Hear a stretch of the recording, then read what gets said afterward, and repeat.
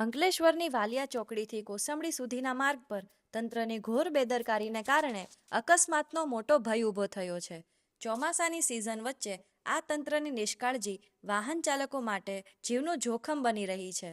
અંકલેશ્વરના વાલિયા ચોકડીથી કોસંબડી સુધીના માર્ગ પર હાલ 4 લાઇન બનાવવાની કામગીરી ચાલી રહી છે, પરંતુ તંત્ર અને કોન્ટ્રાક્ટરની બેદરકારીના કારણે આ માર્ગ હવે ડેથ ટ્રેપ એટલે કે મોતનો કૂવો બની રહી છે.